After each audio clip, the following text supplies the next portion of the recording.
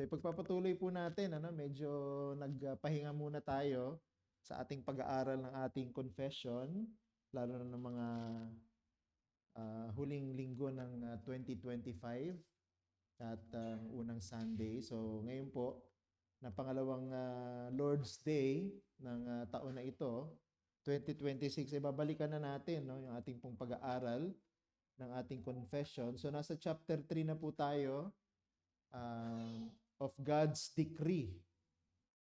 Okay, so nasa part 2 na tayo ng ating pang pag-aaral ng chapter na ito. So reviewin muna natin yung mga napag-aralan natin. Bagamat itong review na ito hindi po pag-uulit, hindi natin uulitin lahat ng diniscuss natin. Pero sana ma-remind tayo ng mga pinag-aralan natin during that time. Medyo matagal na rin kasi, So nandito tayo sa pinag-aralan natin yung the nature of God's decree. And then under this ay pinag-aralan natin yung origin, so saan nagsimula ang mga pagtakda o pagtatakda ng Diyos. So inisa-isa natin yung dalawa na mahalagang topic dyan. So sinabi natin that God's decrees originated from within Himself. So hindi po kumonsulta ang Diyos ng sino man o ano man patungkol sa mga bagay na kanyang itinakda, kundi siya'y nagpasya sa kanyang sarili.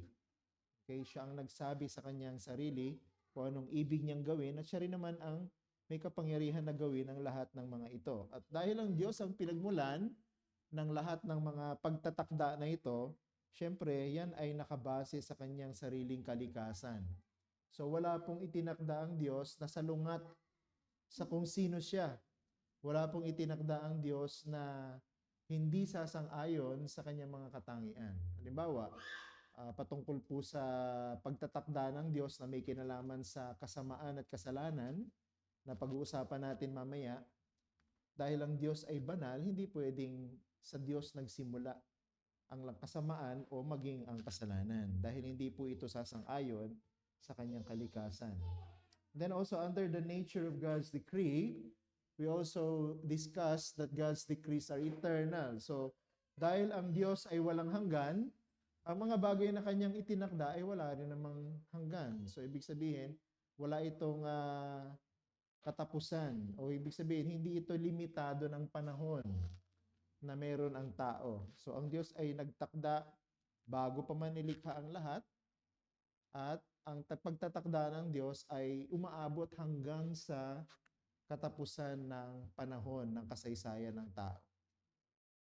So that covers everything. And then, pangatlo't huli, pinag-usapan natin, God's decrees express His own will. So kung ano itinakda ng Diyos, yun ang kanyang kalooban. Okay, kung anong itinakda ng Diyos, yan ang kanyang nais. Sapagkat ang pagtatakda ng Diyos ay mayroong kinalaman sa kanyang mga layunin. Okay, so ipagpapatuloy po natin ito. Sa paragraph 1 pa rin tayo, ng ating discussion. But this time, we will talk about God's decrees. God decrees all things.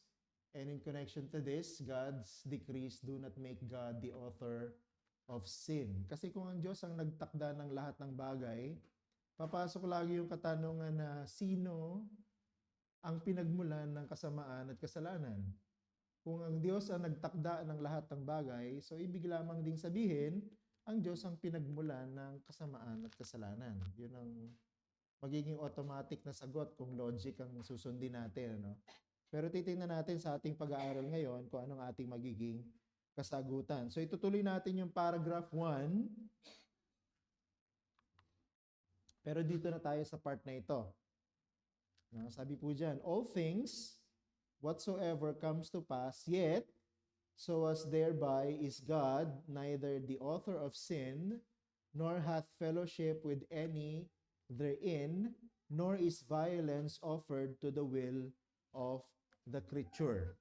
So ito na po tayo, So, kung di ako nagkakamali, doon sa paragraph 1, ito yung nasa gitnang portion, ng ating kino-consider.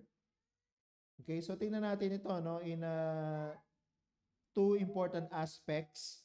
Una, God decrees all things.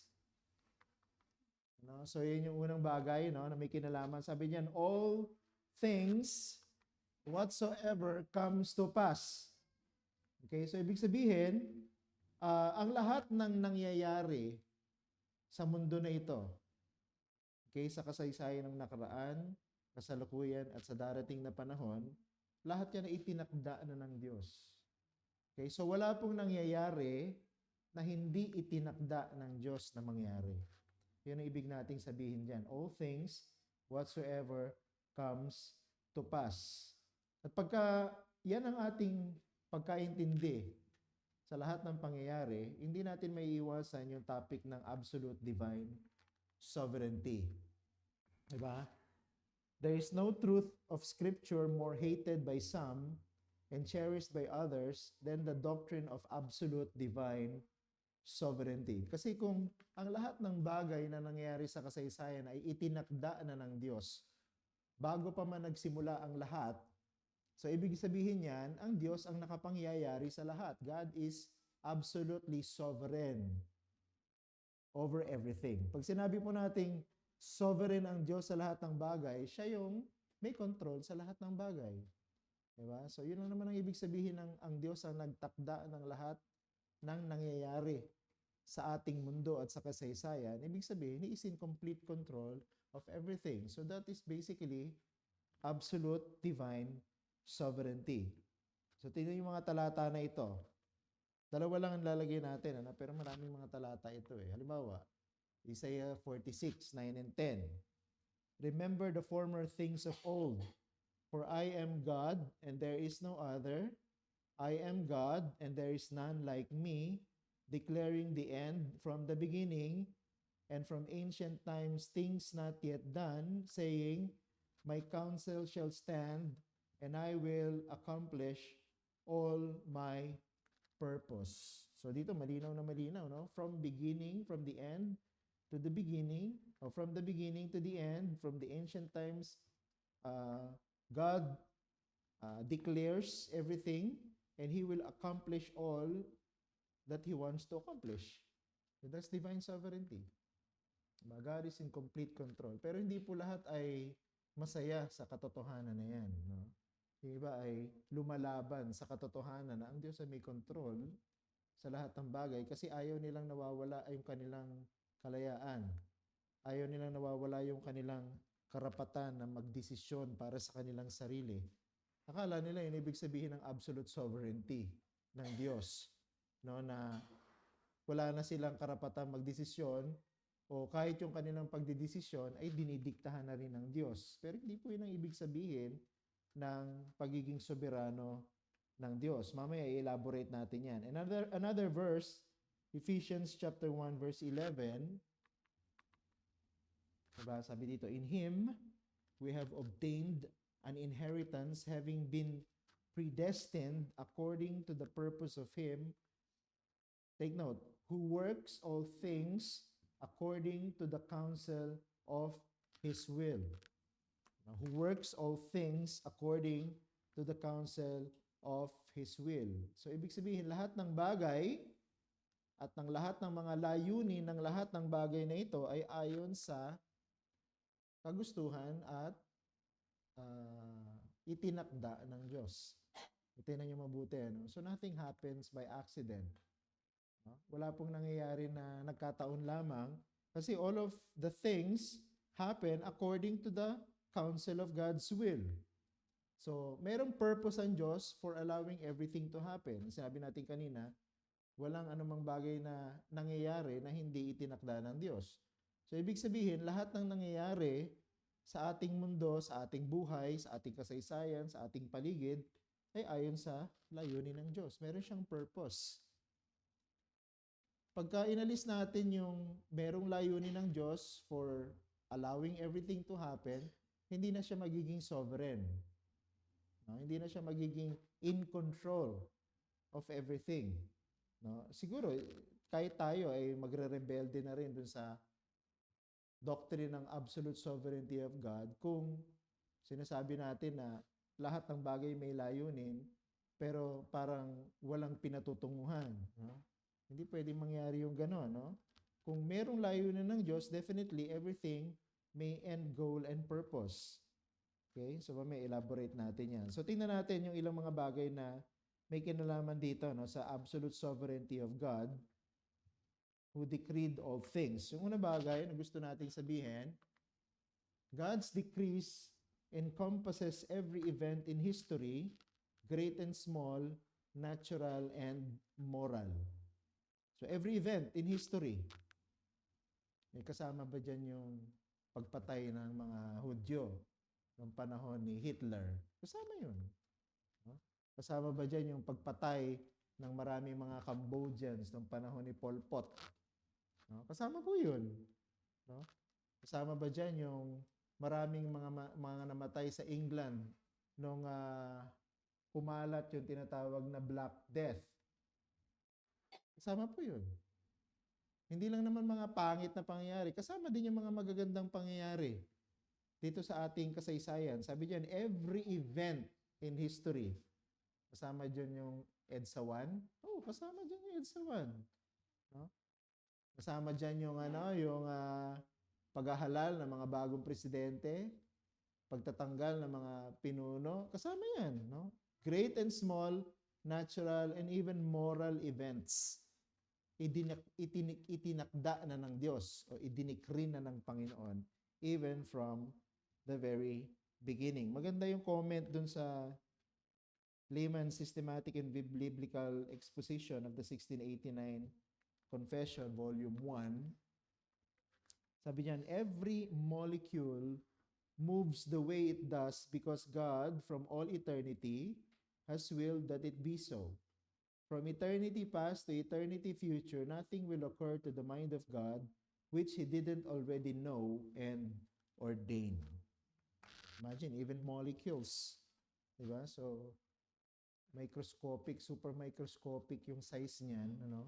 Even molecules move according to the design and decree of God. So, alam naman natin lahat ng living and non-living things sa mundo na ito may molecule. Diba? Lalo na matter ang pinag-uusapan. So lahat, no? Everything. Hindi na nakikita ng mata yun eh. Pero even those small microscopic objects move according to the will and the ordination of God. No? So, ibig sabihin, walang bagay na nangyari, walang bagay na kumikilos, no? Walang bagay na nag-exist sa mundo na ito na hindi ayon sa itinakda o pagtatakda ng Diyos na makapangyarihan. Pangalawa, nothing occurs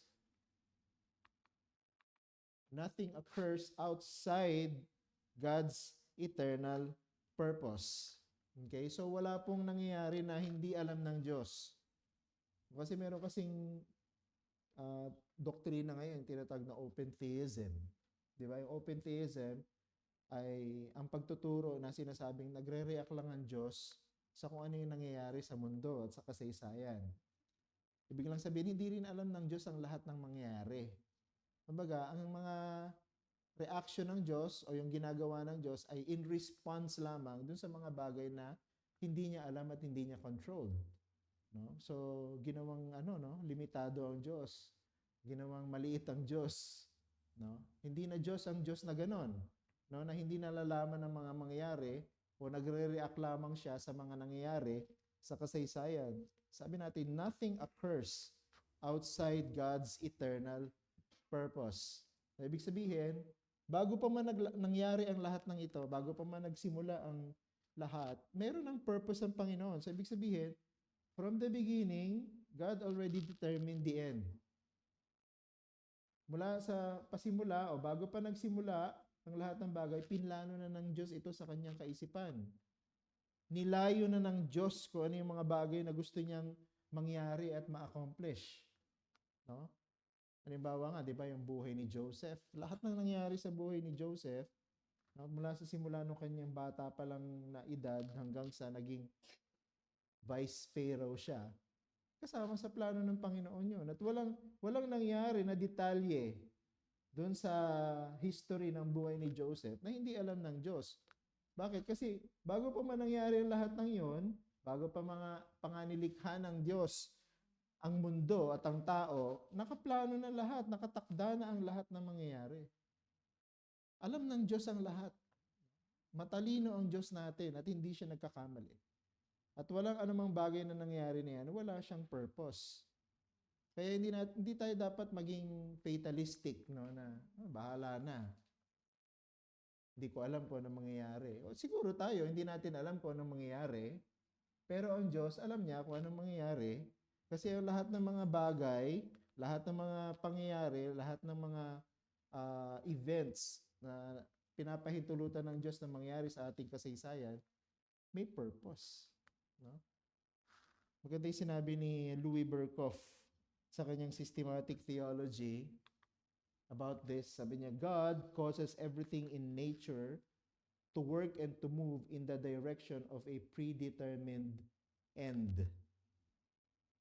No, kaya sa atin walang accident eh. Sa atin walang, sandali, parang hindi yata natin ini-expect doon na gano'n na magiging result. Siguro sa atin, pwede nating sabihin yun na hindi ko ini-expect na gano'n na magiging result. Pero hindi natin pwedeng sabihin sa Diyos gano'n din. Sa Diyos alam niya na yun ang magiging result. Kasi may predetermined end na eh. So hindi po yung nangyayari sa atin o hindi po yung mga events sa history parang chain reaction lang na kumbaga nagkataon lang ito naging resulta o naging effect ng isang event. Kaya ganun yung naging resulta. Hindi. Lahat yan, no? From the beginning until the end, alam na ng Diyos yun eh. Kasi itinakda niya ang bawat pangyayari na nagaganap. Itinakda ng Diyos ang bawat pangyayari na nagaganap sa buhay ng isang tao. So may predetermined end na. Anong point natin dito? By virtue of God's nature, God's decrees include everything that shall come to pass in time. Since God is eternal, diba, sabi natin nung nakaraan, His decrees are eternal.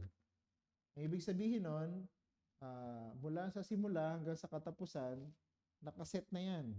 Ang lahat ng bagay na yan. No? God included everything that will come to pass in time. Basta nangyari, tandaan lang natin, simple lang kasi yung God's decree. No? Basta lahat ng nangyayari, tinakda na ng Diyos yan. Ganun lang kasimple ang ibig sabihin ng God's decree. Lahat ng nangyayari, nangyayari sa buhay natin, itinakda na ng Diyos lahat ng yan. Okay? Or pwede natin sabihin, hindi mangyayari yan kung hindi itinakda ng Diyos. At dahil itinakda ng Diyos, lahat yan ay nangyayari para or tungo sa isang maayos na layunin. Ganyan ang Diyos natin. Daniel 2:21. Yan naman. He changes times and seasons.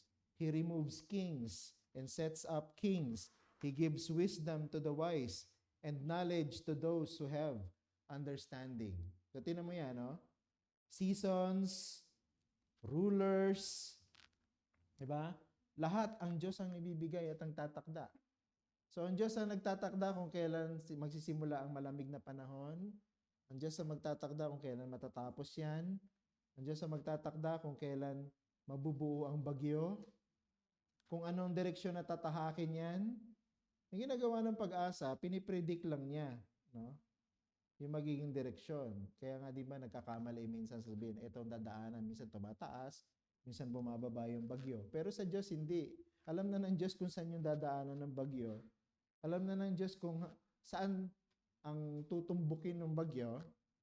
Alam ng Diyos kung gaano siya magiging kalakas. No? Ganon din sa lindol. Lindol, hindi na pe-predict yan ng science. Diba? Pero ang Diyos, alam ng Diyos kung kailan lilindol, kung gaano kalakas yung lindol, kung gaano kalaki yung pinsala ng lindol na yon, kung kailan titigil yung lindol na yun, kung ilan yung aftershocks ng lindol na yon. Alam lahat ng Diyos yun. Kasi ang Diyos ang nagtakda ng lahat ng iyan. Diba? Ang Diyos din ang nagtakda kung kailan uulan, gaano kalakas ang ulan, anong direksyon ng hangin ng ulan, kailan titigil ang ulan. Lahat ang Diyos ang tatakda. Diba?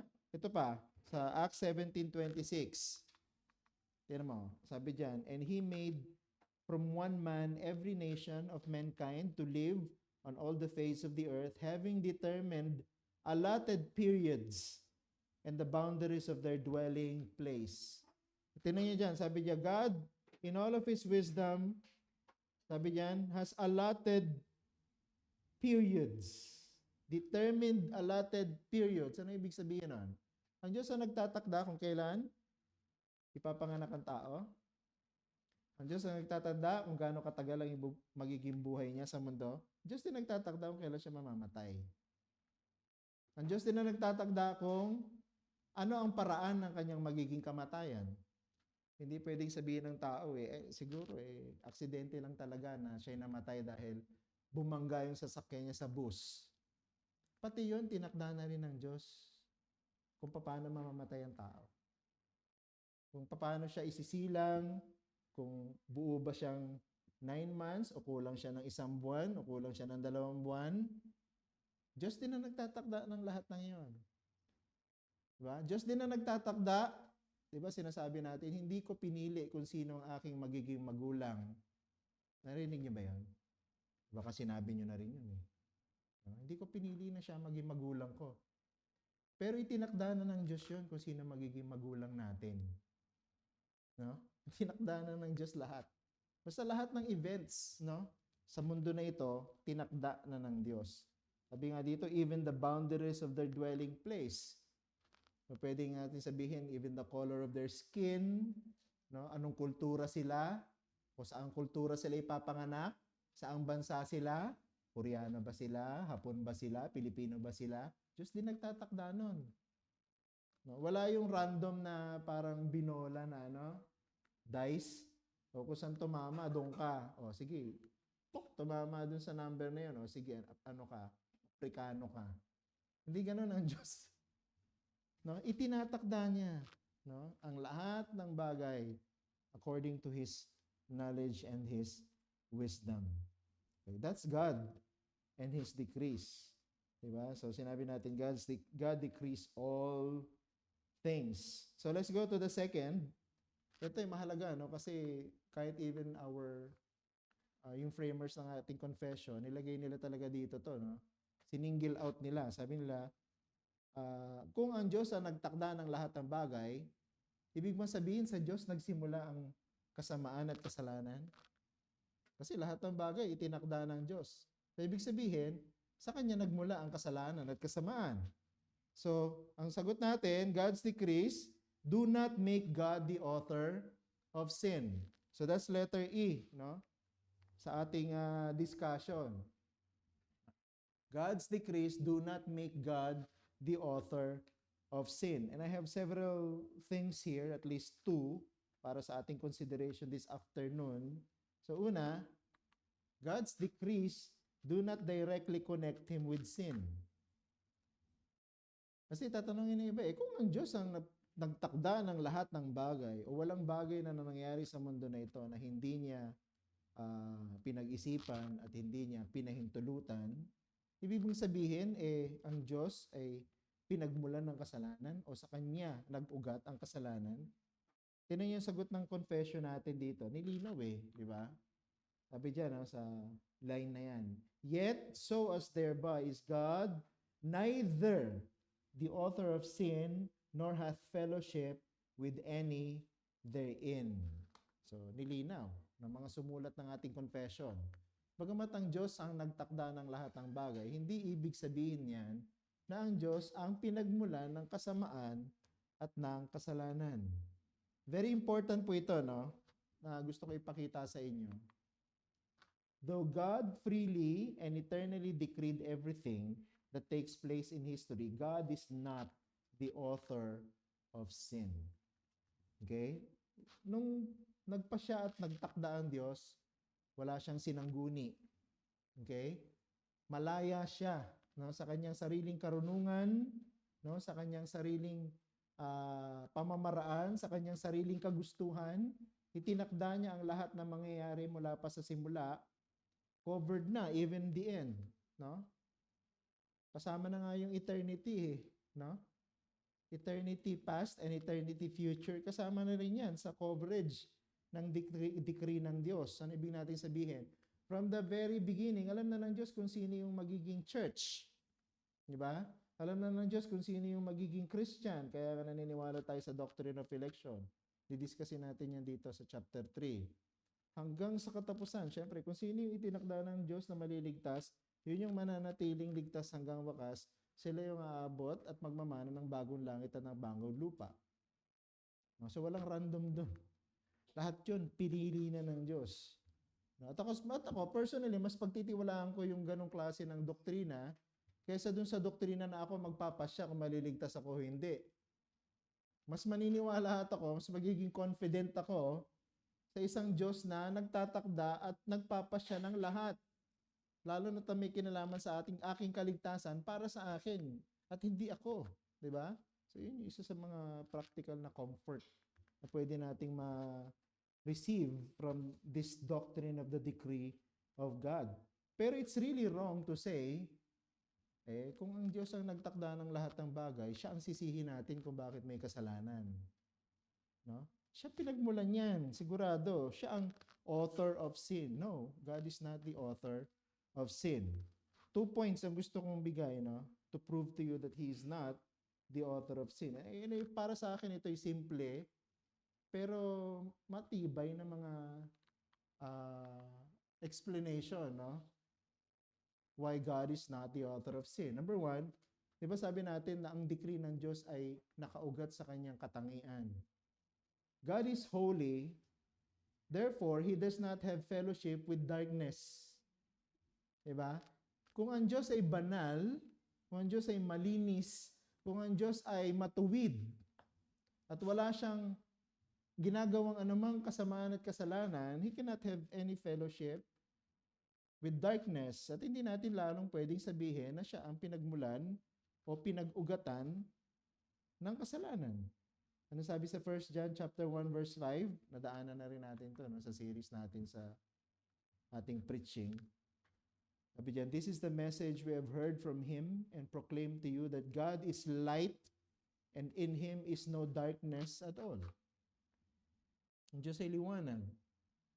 Ang Diyos ay banal. Therefore, walang kasalanan sa Kanya or wala siyang kaugnayan sa anumang makasalanan na bagay o pangyayari o sino man.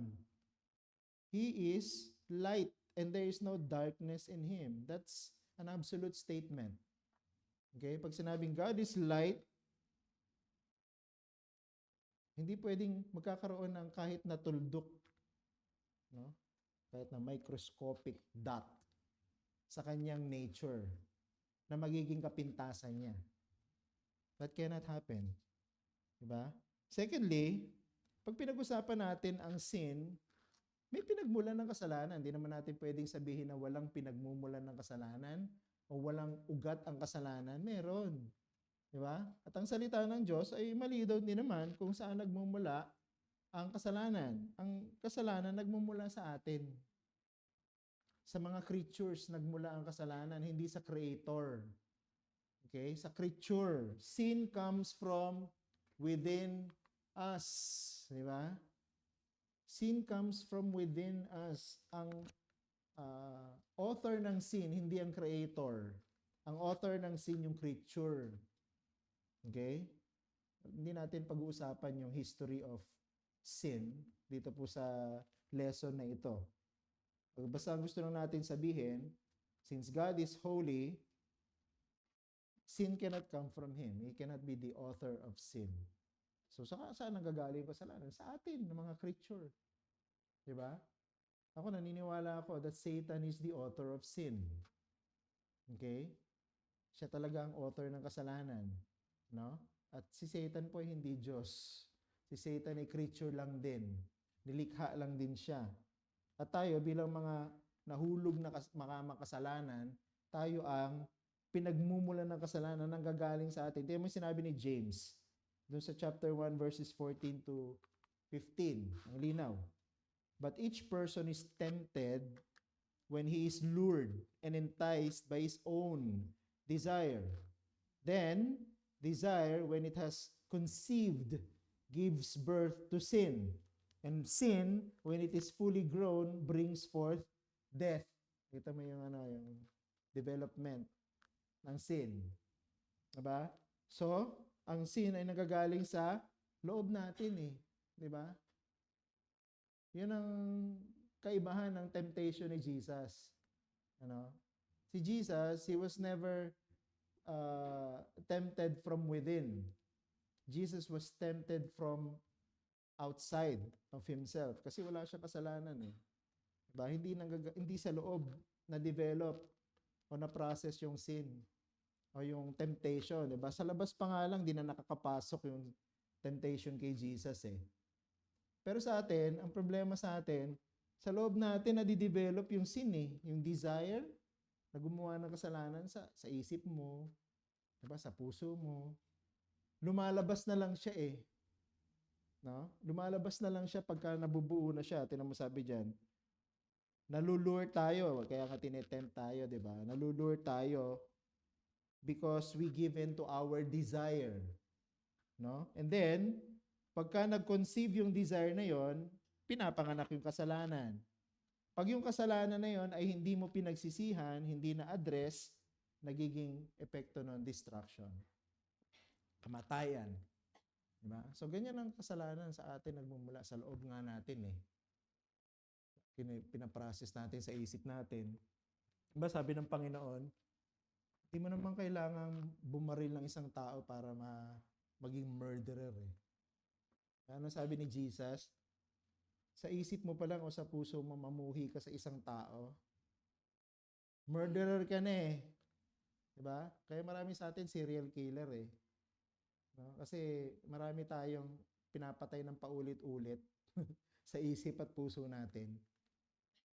Pag napupuo tayo, nagagalit tayo, or nagiging adulterous tayo kahit na wala naman tayong physical or sexual relationship sa isang tao na walang asawa o sa isang tao may asawa. Kung nag-iisip ka lang ng malaswa patungkol sa kanya, sa puso mo, hinahangad mo siya, eh, nagkakaroon ka na ng pagkakasala ng pangangalunya. No? Tapos, pagka yun na hindi mo in-address, hindi mo pinagsisihan yung desire na yan, ano nangyayari? Ginagawa mo na yung kasalanan. Diba? Ang pinaka-malino na example niya si David eh. Diba? Ang layo ni David kay Bathsheba kasi nasa tuktok siya ng kanyang palace. Diba? Nagpapahinga siya eh kasi may gera. No? Nag-withdraw siya, hindi siya sumama sa gera.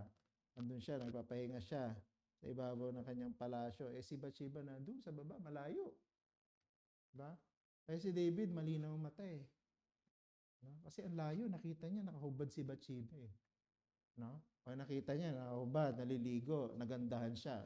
So sa isip niya, sa puso niya, nabubuo na yung desire niya na maging kanya si Bathsheba. Eh hindi niya pinagsisihan yun, di ba? Hindi niya in-address yun. Sabi niya, then desire, when it has conceived, gives birth to sin. So, ano nangyari? O di, pinakuha niya si Bathsheba. Sinipingan niya si Bathsheba. Nabuntis si Bathsheba. O, ano nangyari? Hindi pa rin niya pinagsisihan. So, ano naging epekto? Sabi dito, and sin, when it is fully grown, brings forth death. Anong ginawa niya? O sige, para hindi malaman na ako yung tatay ng bata na yan, gumawa siya ng paraan para si Uriah sumiping sa kanyang asawa para masabing, si Uriah yung tatay. No? Hindi ibang lalaki. Parang telenovela, no? Parang pelikula. Ganun yung ginawa ni David. Narakala niya, mautakan niya ang Diyos. Diba, ni-reveal sa pamamagitan ng prophet Nathan yung kanyang kasalanan. Lahat ng ginawa niya from beginning to the end. Pero ganun yung process ng sin. Hindi naman yan. Hindi mo pwede isisi sa Diyos yun. Hinayaan ng Diyos itinakda ng Diyos na magkasala ako kaya kasalanan niya. Hindi. Kasalanan mo. Kasalanan ko. No? Kung gumagawa tayo ng kasalanan. Kapag tayo yung nagtukso, tayo yung nahulog sa kasalanan na yan. So, ang point natin dito, God decrees that an act occurs, but the moral quality of the act belongs to the creature. So, itinakda ng Diyos na si David mahulog sa kasalanan ng adultery. Pero, yung pong quality ng ginawa niya na yon, yung desire na gawin yon, yung pagpaplano na gawin yon, nanggaling kay David, hindi galing sa Diyos. Diba? Wala po nangyayari na hindi itinakda ng Diyos. Pero hindi ibig sabihin na itinakda ng Diyos, siya yung dahilan kung bakit nangyari yon. Yung pinili ng tao na yon. Pinili ng tao yun sa sarili niya. In his own volition, in his own free will. Kaya hindi po tama, binabato sa ating accusation ng mga reform din naniniwala sa free will. Naniniwala tayo sa free will. Tinuturo ng Bible ang free will.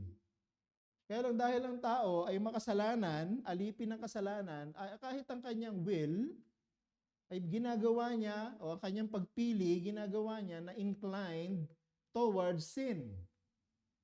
Lalo na kung hindi mananampalataya.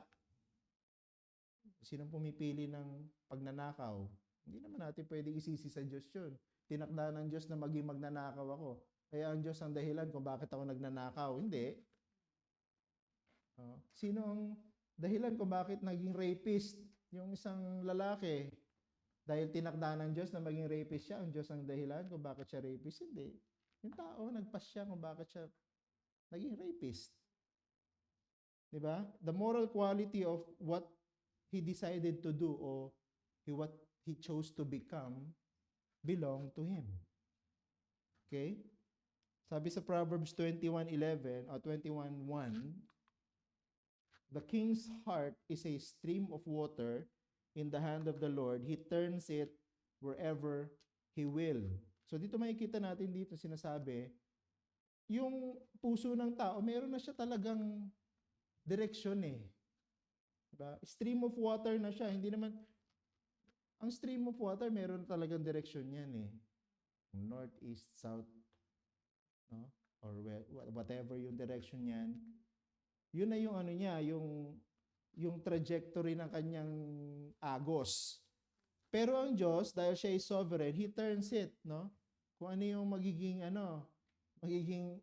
resulta, magiging epekto, diba? Itinakda na ng Diyos yun. No?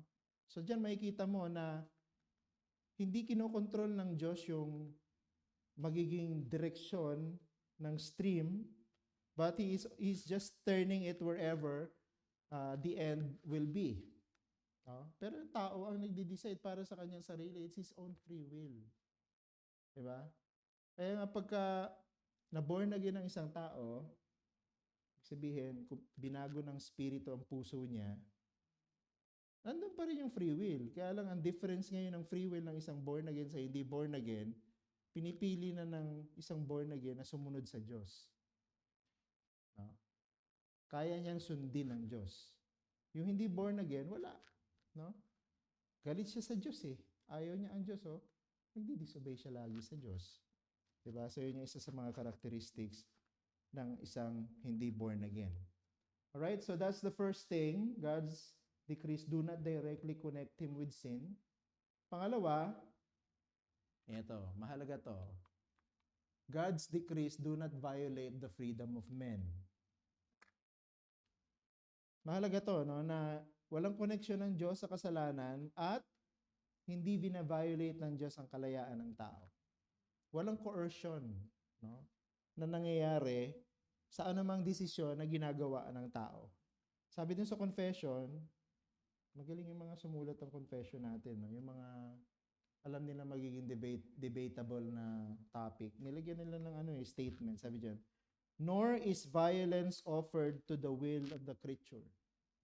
Diyos ang nagtakda ng lahat ng bagay, pero hindi pinupuwersa ng Diyos ang kalooban ng mga tao. Walang pagpamumuwersa, walang pamimilit, walang coercion na nangyayari. Ang Diyos ang nagtatakda kung anong mangyayari, pero ang mga pagpapasya sa kung ano yung nangyayari, may kalayaan ng tao. At may responsibility ang tao. So note, God's decrees do not violate, manipulate, or internally control the hearts of men. Hindi robot ang tao. Naniniwala tayo sa doctrine of divine or absolute divine sovereignty. Pero hindi tayo naniniwala na ang tao ay robot. Hindi tayo naniniwala na ang tao ay kinokontrol lang ng Diyos sa kung anong dapat niyang gawin, kung anong dapat niyang pagpasyahan. Hindi. Maganda yung sinabi doon sa bagong libro patungkol sa confession na inedit ni Rob Ventura. Sabi niya, history is the unfolding of God's decree, which includes all that comes to pass in the world, both the good and the evil. Yet, our confession is careful to note that God is neither the author of sin, nor hath fellowship with any therein. Everything happens according to God's decree, both good and evil. No? But God does not force himself into the will of man. So two things. Humans act freely according to their own will. Humans act freely according to their own will. Jeremiah 32:35. Sabi diyan, they built the high places of Baal in the valley of the son of Hinnom to offer up their sons and daughters to Molech, though I did not command them, nor did it enter into my mind that they should do this abomination to cause Judah to sin. Tingnan mo. Alam ng bayan ng Israel na galit siya sa kasalanan ng pagsamba sa Diyos-Diyosan. Alam ng bayan ng Israel na galit ang Diyos sa kasalanan ng pagpatay. Pero tingnan mo, sabi dito, ginawa pa rin ng Judah ang gusto nila. Nagtayo sila ng mga altar para kay Baal, tapos inaalay nila yung kanilang mga anak na babae at lalaki sa Diyos na si Molech. Bagamat hindi inutos ng Diyos yun. Di ba? Sila ang nagpasya nun. No? Sila ang gumawa nun. No? Bakit nila ginusto yun? Kasi yun ang yun ang nature ng kanilang puso eh. Rebellious, di ba? Talagang ayaw nilang mag-obey sa Panginoon kahit na may mga propeta ang Diyos, no? Kahit na may mga hari ang Diyos na nilagay sa bayan ng Huda na natatakot sa kanya, hindi pa rin lahat ng tao sumusunod eh. Marami pa rin mga tao sumusuway. Ano? Bakit? Kasi yun ang gusto ng kanilang mga puso. Yun ang kanilang kalooban eh. No? Hindi po pinupuwersa ng Diyos ang gusto niya sa kalooban ng tao. Kaya mali yung paratang sa atin na ang kaligtasan ay binibigay lamang ng Diyos sa mga kinokontrol niya na parang robot. Hindi. Kaya napipili ng isang makasalanan na manampalataya kay Jesus.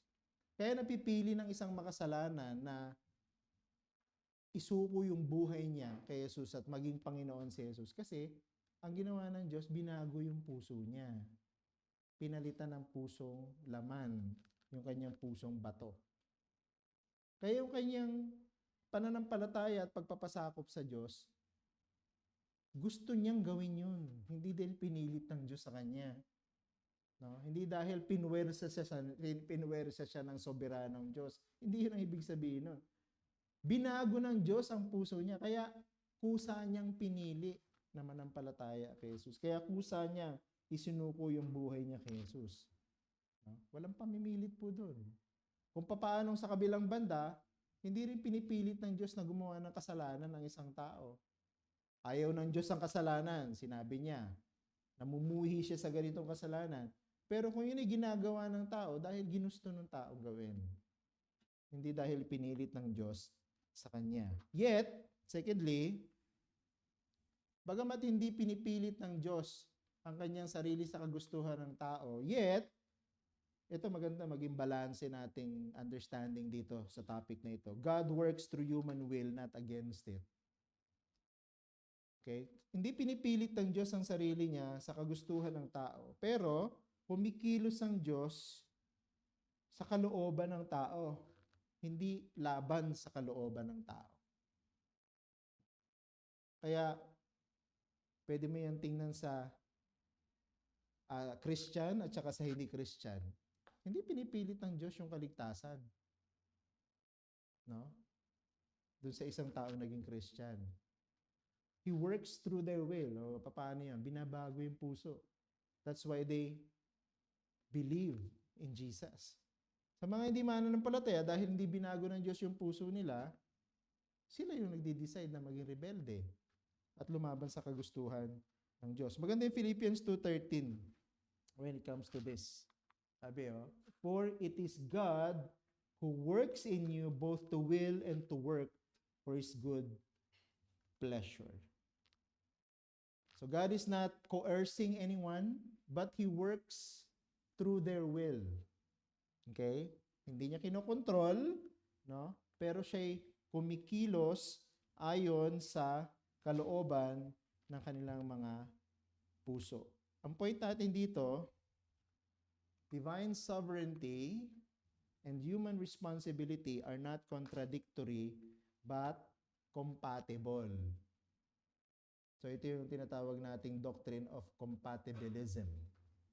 Diba? So, hindi na natin talakayin yan. Kasi natalakay na to sa Theotalk ni Brother Jeff Chavez. So, tinalakay niya yan sa atin, yung compatibilism. Hindi magkakontra ang divine sovereignty and human responsibility. Diba? Ang Diyos ay soberano, totoo, siya nagtatakda ng lahat ng bagay, pero ang tao ay malaya. Napiliin ang anumang bagay na gusto niya ayon sa kanyang kalikasan. Hindi po pinupuwersa ng Diyos ang kaligtasan. No? Binabago ng Diyos ang puso ng isang tao para siya ang magpasya. Kaya may free will Di ba? Kaya huwag kayo maniniwala na sinasabi ng iba. Halimbawa, sinabi ng mga hindi naniniwala sa Calvinism, no? Yung mga Arminianism, grupo ng Arminians, na hindi kayo naniniwala sa free will. Mali yung accusation na yun. No? Hindi nila naiintindihan ang turo ng Calvinism o hindi nila naiintindihan ang turo ng Scripture pagdating sa will ng tao. Malaya naman ang tao. No? Kaya hindi pwedeng sabihin ng tao, kasalanan ng Diyos kung bakit ako nasa impyerno. Hindi pwedeng sabihin ng isang tao yun. Kaya ka nasa impyerno kasi pinili mong maging tao na parurusahan sa impyerno. Hindi yung Diyos ang pwede mong sisihin. Narinig mo yung gospel, di ba? Isa, uma-attend ka pa nga sa church regularly. No? Mga magulang mo, mananampalataya. Pero hanggang huli, ayaw mo maging Christian. Hindi kasalanan ng Diyos yun. No? Ikaw ang nagre-refuse. No? So that's your will. Refusing the offer of the gospel, not God. Maganda yun. Magtatapos ako dito sa commentary sa Layman's Volume 1. God orders every event in such a way that He is sovereign over every step. Yet at the same time, the second cause agent is not being coerced to do anything against their desire, but out of their own desires and freedom carry whatever God has from all eternity decreed. So walang coercion. Diba? So dito meron sinasabing first cause and second cause. So try nating discuss next Lord's Day yun. Elaborate natin ito. Kasi meron pa susunod na statement dyan na may kinalaman pa rin dito sa compatibilism. So didiscussin natin yun. Ano yung first cause, second cause? Dito kasi may binabanggit, di ba? The second cause agent is not being coerced. No, that's us. Tayo yung second cause agent. Ibig sabihin, merong first cause, pero merong second cause agent. Tayo yung second cause agent. At walang pamimilit na ginagawa ang Diyos. We are free to do whatever God from all eternity decreed. No? So, dinikri ng Diyos na si Adam and Eve ay mahuhulog sa kasalanan. No? Dinikri ng Diyos yun. Itinakda ng Diyos na si Adan at si Eva mahuhulog sa kasalanan. Pero sino ang pumili ng kasalanan? Si Adan at si Eva. Hindi ang Diyos. Pinilit ba ng Diyos na sila mahulog sa kasalanan? Hindi. Diba? Si Satan naman, hindi rin naman sila pinilit, diba? Naglagay na ng mga questions si Satan Hindi totoo. Mamamatay kayo. Hindi totoo. No? Yung sinasabi ng Diyos. Pero hindi naman pinilit ba sila ni Satan na kainin yung pinagbabawal na bunga? Hindi eh. Pag-aralan mo mabuti yung Genesis 3 na kwento, walang, kahit si Satan, hindi nga namilit eh. Di ba?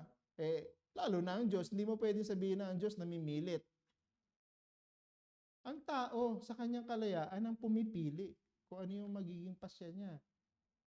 At magiging destiny niya. So si Adam at si Eve, yun ang pinili nila. Maniwala sa lie ni Satan. At hindi maniwala sa truth ng Diyos. That is why they fell into sin. So God decreed that they fall into sin, pero hindi yan Diyos ang dahilan kung bakit nagkasala sila. Sila ang pumili kung bakit sila naging makasalanan sa harapan ng Diyos. So, God is in control, yes. He decreed that to happen, but man is responsible. Siya yung pumili noon. At yung resulta, syempre, siya din ang magpapasan. No? Kaya hindi pwedeng sabihin ng Diyos, sabihin ng tao, kasalanan ng Diyos kung ba't namamatay ang tao. Hindi. Kasalanan ng tao kung bakit siya namamatay. Kasi yun yung bunga ng kanyang pagpili na papasanin niya habang panahon. Resulta ng kanyang sariling desisyon. Alright, so dito muna tayo magtatapos kasi meron pang karugtong to, no? Ayoko nang dagdagan kasi baka tatalakay ko pa lang sa Lord's Day na darating. So ipopost muna natin dito yung ating pag-aaral. Anyway, 3 p.m. na rin naman sa ating orasan. Meron kayong question dito? Yes, Alicia? Yep. Prayer request. Kala ko question. Mamaya yung prayer request sa prayer meeting. Ha? Pagaling ka? May sakit ka? Sige, pagpipray natin si Alicia.